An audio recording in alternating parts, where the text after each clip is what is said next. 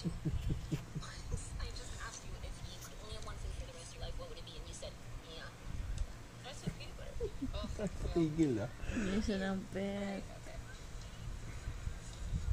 Okay. Well, mine's pizza. Because it's both delicious, but also there's like a lot of nutritional value. On the topics. Shoot, hey guys, you want something? Tampons? You got your period? Yes. Yes. Oh my god. Not pregnant. Ay na boss ha. Ay na boss. That would be really bad. Okay ka boss? And then my mom took me to the gyno, which was pointless because they just asked me 100 different questions, and you don't know your family history when you're adopted. Then they ran tests, and they still can't tell me what's wrong with my periods. It's like a very smart book. Abigail, stop now. Ito naman daw kabila.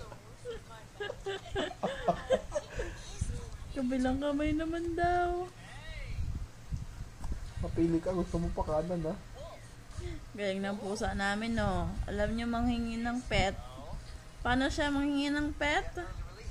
Paano? Ay, galing-galing naman. Tataas niya kamay niya. Isa pa.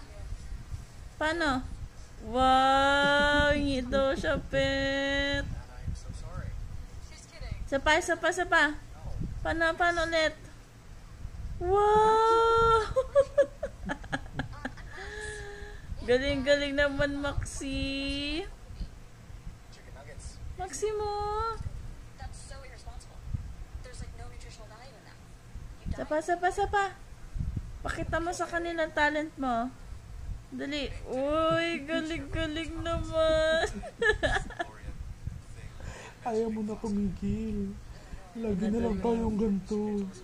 Papapet siya yan pag gabi na. Kahit hindi gabi. Basta gusto niya. Si Selos na to isa. Selos na isang pusa. Selos na ang Cloudy. Mom and Dad. Oh my goodness. Hold on. Abby, are you wearing lashes? Oh my god, you are. Nangawit na ako. Nangawit na. This is a new development. Why are we wearing lashes? Di yan titigil. Ganyan yan.